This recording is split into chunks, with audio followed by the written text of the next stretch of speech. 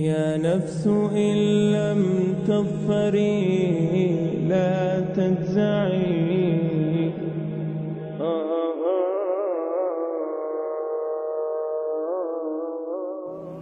اپنے پاس تو پتہ نہیں کچھ ہے کہ نہیں ہے، یا آگے کیا ہوگا یہ تو موت پہ ہی پتہ چلے گا. اس سے پہلے کوئی کیا دعویٰ کر سکتا ہے؟ کبھی اخلاص کا دعویٰ نہ کرنا، کبھی نہ کسی کے اخلاص پہ شک کرنا.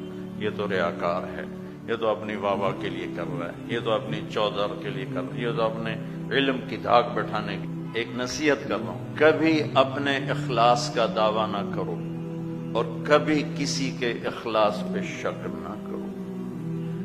سانس ٹوٹتے ہوئے نظر آ گیا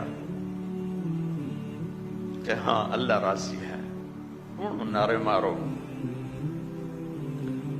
اس سے پہلے میں کیا کہہ سکتا ہوں؟ اور خاص طور پر جو ممبر پر بیٹھ جائے اور جس کا مجمع سننے والا بن جائے. تم سب یہ جتنے مہمان بیٹھے ہیں، آپ سب اللہ کے لیے بیٹھے ہوئے. میں یہاں بیٹھ کے یہ دعویٰ نہیں کر سکتا کہ میں اللہ کے لیے بیٹھوں. پتہ نہیں کس گوشے کس کونے سے اپنی واہ واہ سننے کی تمنائیں مچل رہی ہوں، تڑپ رہی ہوں. اس لیے مخلص ہوں یا نہیں ہوں یہ موت پہ پتہ چلے گا. اللہ کسے عالم کہتا ہے وہ عالم ہوگا.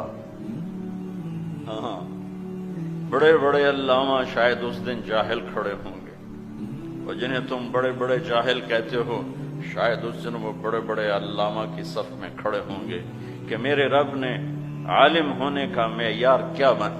اچھا، مزے کی بات ہے اللہ نے وہ معیار قائم کیا کہ یہ سب ہمارا باہر جو وہ رڑی لگاتا ہے اور جو تمہارے 10 بجے تمہیں سموسے کھلاتا ہے، چائے پلاتا ہے، وہ بھی چاہے تو قرآن والا عالم بن سکتا ہے. ہمارے والا عالم ہر آدمی نہیں بن سکتا، ہر بچہ نہیں بن سکتا، ہر شخص نہیں بن سکتا. قرآن جس کو عالم کہتا ہے وہ عورت بھی بن سکتی ہے، مرد بھی بن سکتا ہے، بوڑھا بھی، جوان بھی، مالدار بھی، فقیر بھی، غریب. بچوں، میں چاہتا ہوں تم وہ عالم بنو جنہیں قرآن کہے کہ ہاں یہ عالم ہے. اپنے اخلاص کا دعویٰ نہیں کرنا زندگی بھر، کسی کے اخلاص پہ شک نہیں کرنا. تجھے کیوں فکر ہے اے گل، دلے صد چاک بلبل کی، تو اپنے پیرہن کے چاک تو پہلے رفو کر. میرے پاس وقت کہاں ہے کہ میں اوروں کے عیب دیکھتا پھروں، اوروں کی کمیاں پکڑتا پھروں، اوروں پہ تبصرے کرتا پھروں، اوروں کی پگڑی اچھالتا پھروں. کیا اس لیے زندگی دی گئی میرے رب؟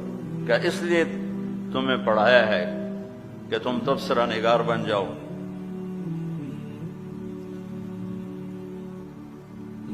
میرے نبی فرما رہے ہیں مجھے میرے ساتھیوں کی کمی کوئی نہ بتائے. میں نہیں چاہتا میرے دل میں کسی کی کمی آئی اور میں تمہارے درمیان بیٹھا ہوں. جب ایسی پاک معصوم ہستی جو اندر میں اتر کے دیکھ لیں کہ اس کے اندر کیا ہے، وہ کہہ رہے ہیں نہ مجھے کسی کی کمی نہ بتاؤ، مجھے کسی کی کمی نہ بتاؤ.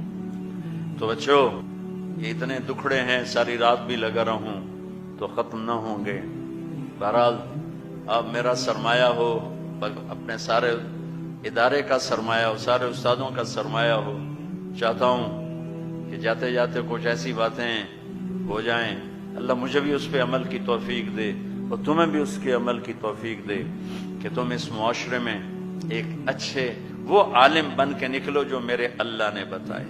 تمام دین کے کاموں کو عزت دیتے ہوئے، احترام دیتے ہوئے، تمام اہل اسلام کے فرقوں کو عزت دیتے ہوئے، احترام دیتے ہوئے، اپنی ذات سے مسلم مومن امتی بن کے چلو اور اس تبلیغ کے کام کو اپنے سینے سے لگا کے چلو.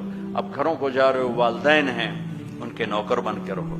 تمہاری شادیاں ہو چکی ہیں یا ہونے والی ہیں، تو بیوی کو وہ سلوک دو کہ وہ ماں باپ کو بھول جائے.